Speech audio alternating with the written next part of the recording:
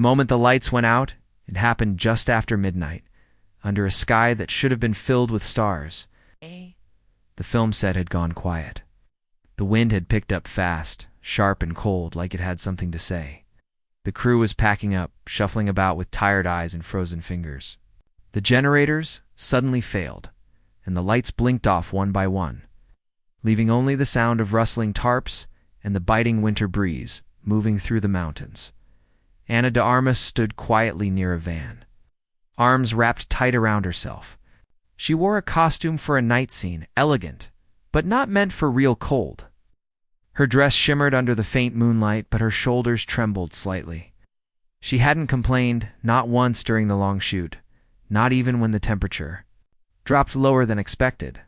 Still, her body couldn't lie. Keanu Reeves, standing nearby in silence, noticed everything.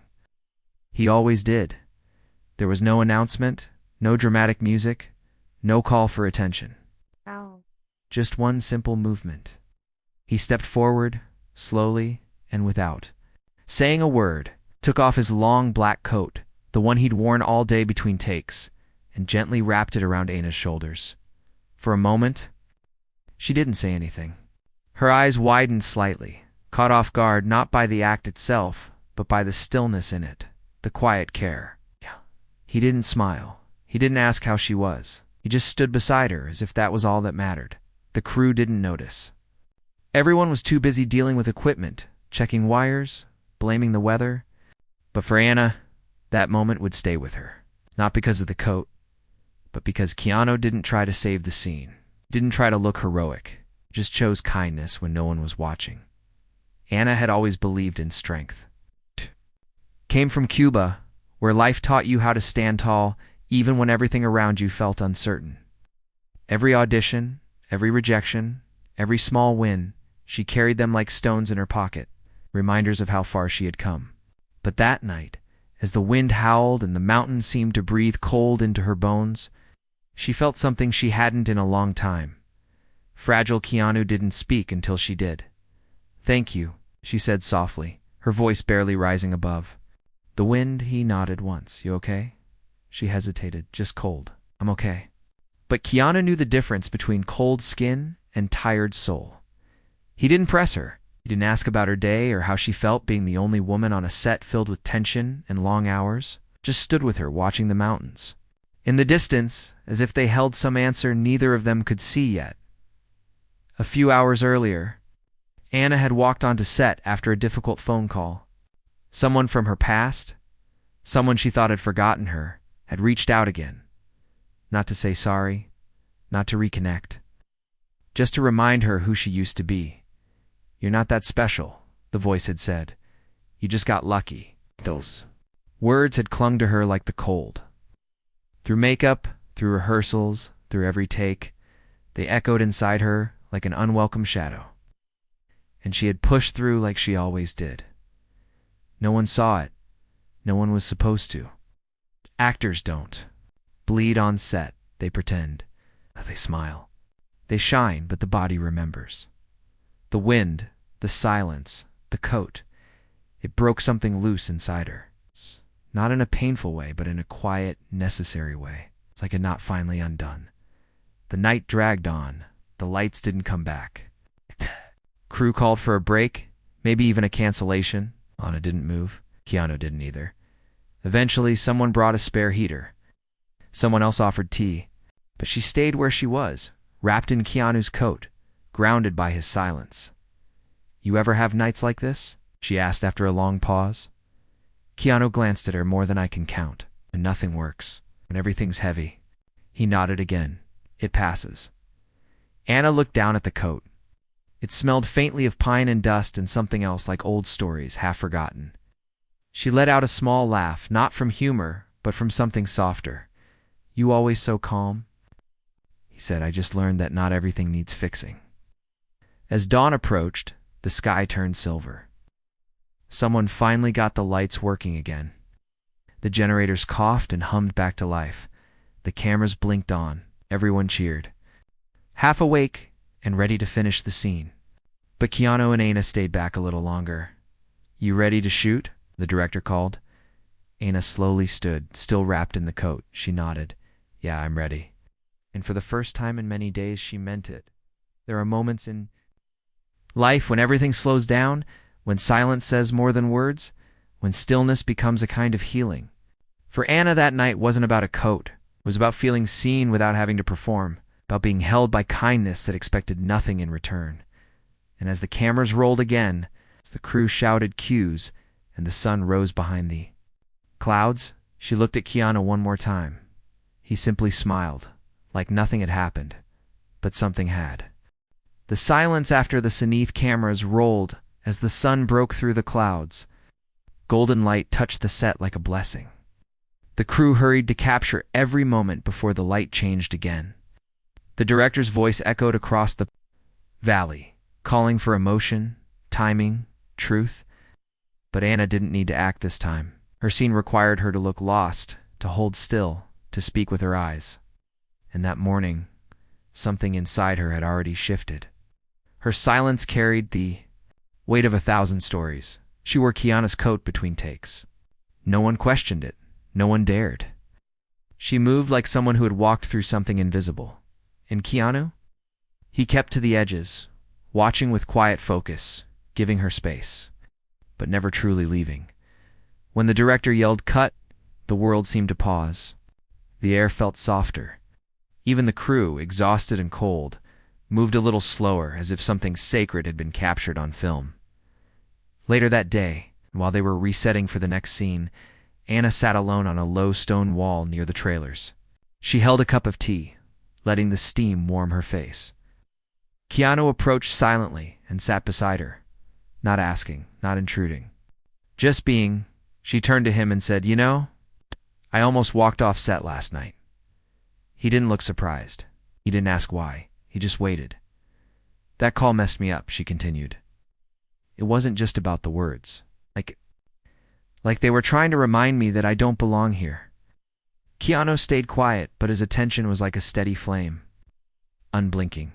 Strong. Ana looked down at the tea. "Sometimes it feels like no matter how far you go, someone from your past will try to drag you back." "Yeah," he said softly. "They test your roots.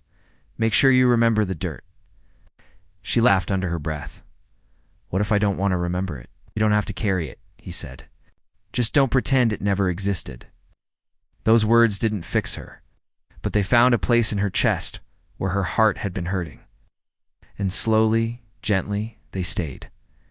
The next evening brought a new challenge. Night shoot in the forest. No backup lighting. It's just lanterns and firelight and long stretches of darkness. Ana was supposed to walk barefoot through a trail lit only by flame. She was nervous not about the scene, but about the stillness it required. As the crew adjusted the camera rigs, she stood alone again, bare feet touching the cold dirt. The same chill from the night before crept back into her bones. But this time she wasn't afraid of it. Keanu was already there, waiting at the edge of the woods. He wasn't in the scene, but he chose to stay anyway. Someone offered him a chair. He declined. He leaned against a tree, arms crossed, eyes soft. When Ana stepped onto the trail, her hands trembled slightly. Not from fear, but from everything else. The scene began. She walked slowly, the firelight dancing across her face. The wind whispered through the trees, and the forest seemed to breathe with her. She paused as the script demanded, and stared into the shadows. The director whispered, "Hold that. Yes, that's it." Something unexpected happened. Ana started crying, not loudly, not dramatically, just tears, quiet and real. Sliding down her face like a truth that couldn't stay hidden anymore. The director, sensing something rare, whispered to the camera crew, "Keep rolling." After the scene ended, everyone was stunned. No one clapped. No one spoke. It was as if they'd all witnessed something they weren't supposed to. Ana walked back, head down, wiping her face. The forest, once a set, now felt like a memory. Keanu met her halfway. He didn't ask if she was okay. He just said, "You didn't run." Ana nodded, breath shaking. "I wanted to, but you were there." He gave a small smile. Sometimes that's enough. Later that night, back at the lodge where the cast was staying, Ana found a note slipped under her door. It was folded, plain. With no name, she opened it. It said, "You are not who they say you were. You are becoming something greater. Don't look back too long. Future might get tired of waiting." Kana held the note to her chest. It wasn't just a message, it was a mirror. And for the first time in a long time, she saw herself not as a role, not as someone trying to survive in Hollywood, but as a woman who still had power even in her quiet moments. The next few days were calm. The weather warmed slightly. The crew moved smoother. The director seemed more inspired. Something had changed, not just in the footage, but in the energy. Anna carried Keanu's coat with her everywhere. Not for the cold anymore, but for the memory. Kindness doesn't always shout. Sometimes it waits in silence. Sometimes stands beside you when you break. And sometimes it shows up in a quiet man holding a coat, offering nothing but his presence. Anna was beginning to understand that, and it was changing her. The story behind the silent Sienna stood in front of her mirror, brushing her hair slowly. It was late past midnight, but sleep wouldn't come. The hotel room was quiet, except for the low hum of the heater. Outside, snowflakes had started to fall, gently covering the streets below. Everything looked peaceful, but inside, Anna's thoughts were louder than ever. She reached into the drawer and pulled out the small folded note again, the one signed with a simple K. She had read it 5 times that evening, maybe 10. And each time, it sank deeper into her heart.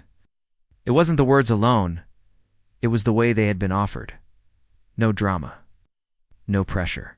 Just truth, handwritten and gentle. She looked at her phone.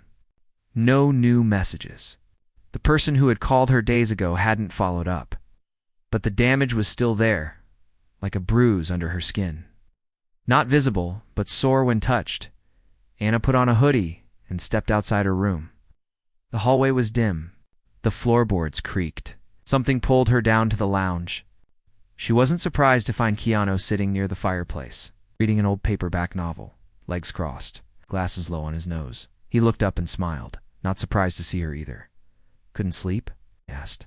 She shook her head and sat across from him. "You ever feel like you're constantly trying to prove you belong?" she asked, staring at the flames. Keanu leaned back, thought for a moment, then nodded. "All the time." Anna looked up. "Even you, especially me," he said softly. "People see the surface. You don't know the storms you've walked through." She studied him. "You don't talk about yourself much." He smiled slightly. "I talk when someone really wants to listen." "I do," she said. "I want to listen." Keanu put the book down. The firelight danced across his face. And then, for the first time, he told her a story. He spoke about a time early in his career, before the big films, before the fame. He had been in New York, broke, sleeping on a friend's floor, taking odd jobs just to eat. People told him he wasn't leading man material, that his voice was too soft, his style too strange, his energy too quiet. "I almost quit," he said. Almost believed them. Anna listened closely, not interrupting. Then one night he continued, "I met an old actor at a train station. I was just sitting there, eating a sandwich. This man sat beside me, asked what I did. I told him I was thinking about quitting acting. What did he say?" Keanu's voice softened. Said, "Don't confuse quiet with weak. People like you carry oceans inside. That's rare. Don't hide it." Anna blinked slowly. Something inside her stirred. "Did you ever see him again?" "No," Keanu said. "But I remembered his words every time the world told me to be. Louder, tougher, more marketable." He leaned forward. "And now I'm telling you, don't shrink to fit someone's idea of who you're supposed to be." Anna nodded. The silence between them wasn't heavy, it was healing. The next morning, Anna arrived on set before everyone else. Something about that late-night conversation had cleared a path inside her. She walked the empty lot, her boots crunching. Softly on the snow, air was sharp, but she welcomed it. When the crew arrived, they found her already in costume, ready, smiling. The scene that day was difficult, an emotional monologue where her character breaks down, revealing the truth she's hidden for years. It required depth, focus, and absolute vulnerability. Anna didn't hold back. When the cameras rolled, she stepped into the light and delivered a performance so raw, the set went still. Even the assistant holding the boom mic lowered his head, overwhelmed, when the director whispered, "Cut." There was a pause, and then quiet claps, respectful and soft. Keanu watched from behind the monitor. He didn't say anything. He didn't need to. Anna looked over at him, and he gave her the smallest nod, like he already knew what was inside her, and now the world could see it too. That night, the cast and crew gathered in the dining hall. For dinner, the mood was warm, almost festive. Someone played soft music. The food was simple, but everyone was smiling. Anna sat at a table near the window, watching the snow fall. A young production assistant came up to her and said, "That scene today? It meant a lot. Reminded me of my sister. She's going through something tough. Your performance made me want to call her." Anna felt her eyes sting. "Thank you," she whispered. "No," the assistant said. "Thank you." Anna looked at Keanu, sitting a few tables away, talking with the director. He caught her gaze and raised his glass quietly in her direction. She smiled. It wasn't just about acting anymore. It was about connection, about presence, about truth later. As everyone was leaving, Anna walked up to Keanu. "You've done more for me than you know," she said. He stood, zipped up his jacket, and replied, "You were always strong. I just stayed close enough so you could hear it when you forgot." Anna didn't answer. She simply stepped forward and hugged him, not for comfort, but in gratitude. He held her for a moment. "Let go." "We're not finished yet," he said. "There's more ahead," Anna nodded. And in her heart, she knew she wasn't afraid of the cold anymore. The storm behind the mountain storm came without warning. One moment, the crew was filming a sunset scene on the hillside. Clouds were soft and golden, the wind gentle, the world quiet. Anna stood in her costume at the edge of a cliffside trail, waiting for her cue, while Keanu watched from a short distance. The scene was supposed to be calm, a final reflection for her character, but nature had its own plans. A sudden gust of wind tore through the valley, sharp and angry. The clouds thickened quickly. Someone yelled, "Cover the equipment." Another shouted, "Get inside now." Within minutes, the sky turned gray. Thunder rumbled across the mountains. Snowflakes began to fall fast, not soft and slow like before, but wild. Carried by icy wind that stung the skin, Anna stood frozen, not from the cold, from memory. A storm like this had taken her by surprise. Once before, years ago, when she was just 16, traveling with her cousin in the hills near Havana. They'd been caught in heavy rain. She remembered slipping down a muddy path, the fear of getting lost, the helplessness in her chest. It had haunted her for years, and now, here she was again, a woman grown. Star on set, but that same fear gripped her heart. The storm pulled her back to that girl, one who had cried quietly in the dark, hoping someone would come looking. Keanu saw her body tense. He didn't hesitate. He rushed toward her, wrapped his coat around her once more, and pulled her down the trail, toward the safety of the trucks. Inside the main van, the heater was already blasting. Lights flickered, the sound of wind rattled against the windows. Crew members sat around in silence, catching their breath, some drying their hands, some just staring out at the storm. Anna sat on the edge of a bench, her face pale, hands shaking. Keanu kneeled in front of her, placing a hand gently on hers. "You're safe," he said calmly. "You're here. You're not back there." Anna blinked hard, fighting the weight in her chest. "I thought I was past it," she whispered. "I thought I was stronger now." Keanu didn't correct her. He just said, "You are." He handed her a warm drink, waited as she held it with both hands. "You can be strong," he added, "and still have ghosts." Anna closed her eyes. His words didn't fix everything, but they reminded her. She wasn't alone in the fight. The storm lasted longer than expected. The shoot was delayed for 2 days. Some people left for nearby hotels. The director canceled outdoor scenes until the weather cleared, but Anna stayed. So did Keanu. They spent time in the old wooden cabin near the base camp, where the crew stored props and costumes. The power was unstable, but the fireplace worked. Someone had brought board games, books, and puzzles. Anna sat near the fire, watching the flames crackle. She pulled the coat around her again, not because she was cold, but because it felt like protection now. "You ever get tired of being the quiet one?" she asked Keanu one night. He chuckled.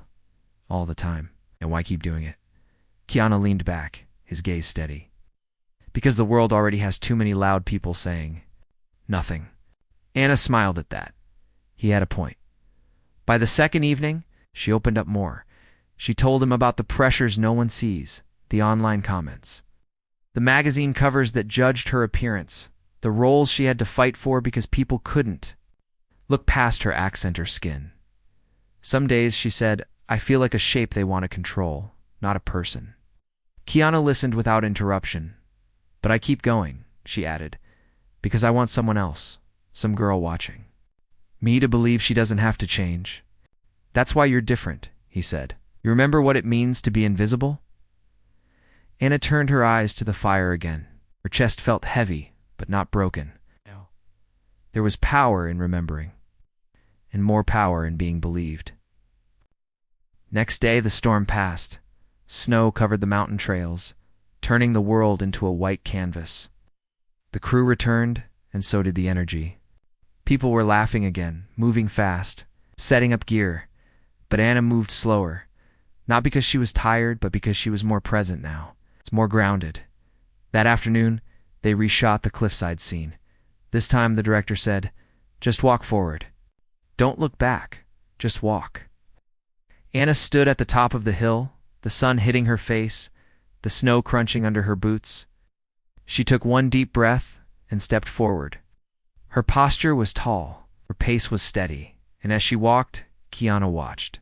From below, no longer the shadow behind her, but the light at her side when the scene ended. The crew clapped, not just for the performance, but for something unspoken they had all felt. Afterward, the director came to Anna and said, "That was the most powerful moment we've filmed. You weren't acting, you were just being." Anna smiled. I had good silence beside me. He didn't understand, but Keanu did. He always did. The coat that never came. Afana woke early the next morning to the sound of light snow tapping against her window. The mountain was quiet again. It's not the kind of quiet that felt lonely, the kind that felt earned, like the world had paused. Just long enough for someone to breathe. She sat on the edge of the bed, Keanu's coat still draped across the nearby chair. She hadn't returned it. He hadn't asked for it. But it had become something more than a coat now. It was like wearing a moment, memory of a night when silence had spoken louder than any comforting words. The film was in its final week of shooting. The emotional climax was scheduled that day, a dramatic confrontation scene that would push Anna's character to the edge. The script called for tears, anger, and collapse. But Anna was calm. When she arrived on set, people noticed. Something was different. She moved with clarity. She wasn't smiling to please anyone. She wasn't hiding behind her role. She was present, completely, deeply present.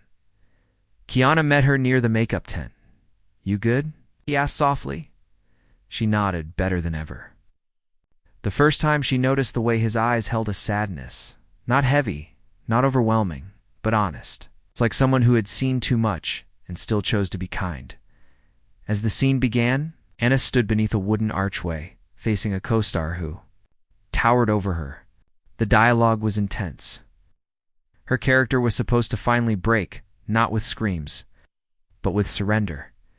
Anna didn't plan how she would cry. She didn't need to. When the camera rolled, something inside her opened, something real. She spoke the lines, but they weren't just acting anymore. They were pieces of herself. "I'm tired," she whispered in the scene. Tired of pretending, tired of carrying everyone else's silence. Her voice trembled, and then she fell.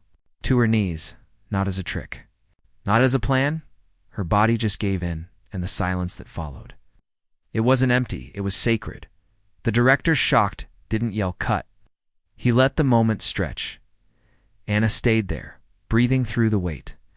The coat around her shoulders, the cold under her knees, and in the background. Keanu stood with his hand on his chest, like he was holding something in place when the scene ended.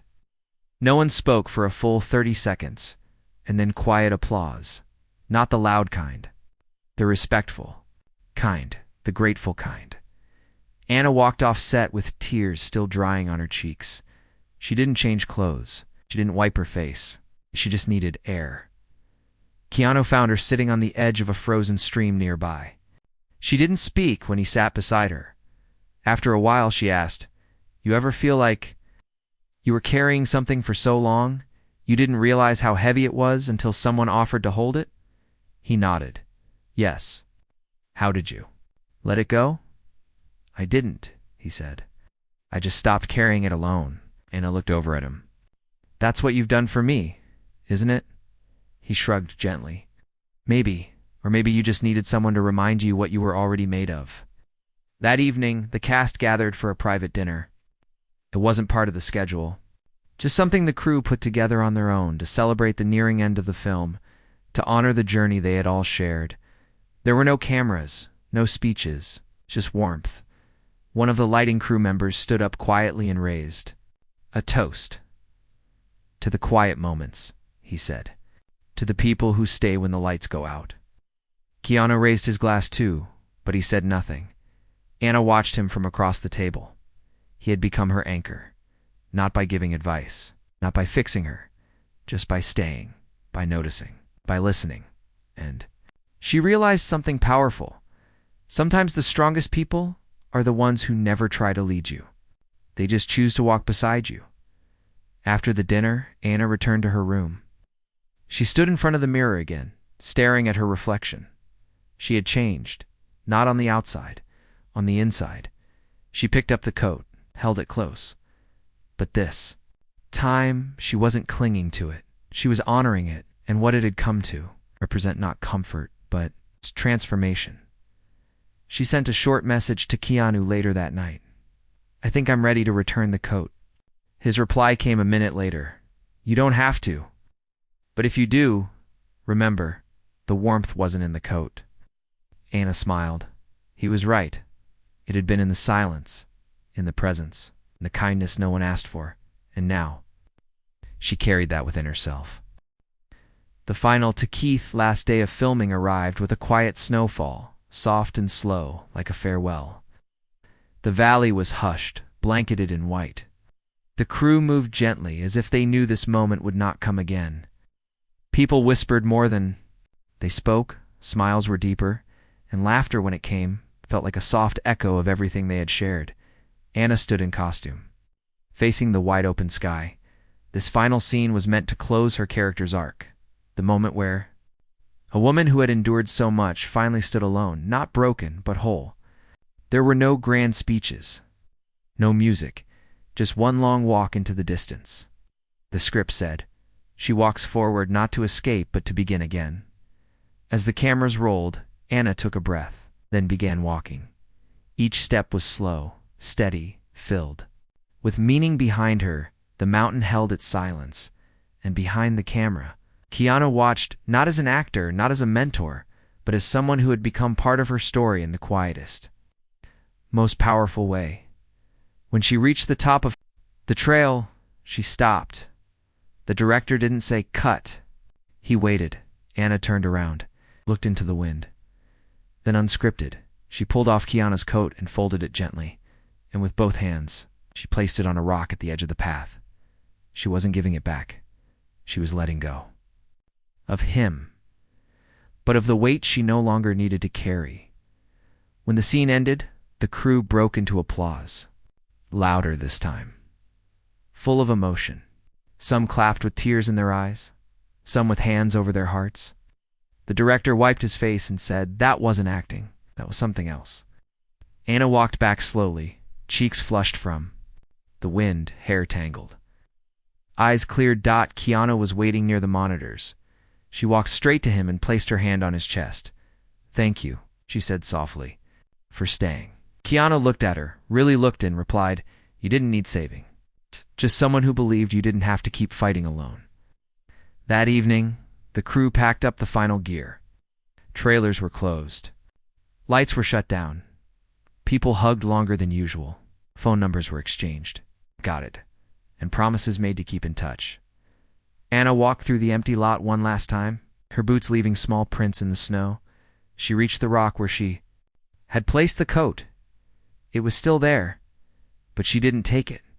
She just touched it gently, like a symbol, like a stone marking a moment she'd never forget. She turned to find Keanu standing nearby, hands in his pockets. They didn't speak. They didn't need to. And then, for the first time since their story began, Keanu did something unexpected. He reached out, not to offer a coat, not to carry a burden, but to take her hand. Not as a guardian, as a friend. Anna smiled, her eyes glassy, but bright. "What now?" she asked. Now Keanu said, "You begin." They walked together through the snow, not rushing, not searching, just walking. The mountain watched in silence. The sky stayed still. And the coat. That coat remained on the rock, a quiet monument to kindness, to presence, and to everything. Unspoken, that had changed her forever.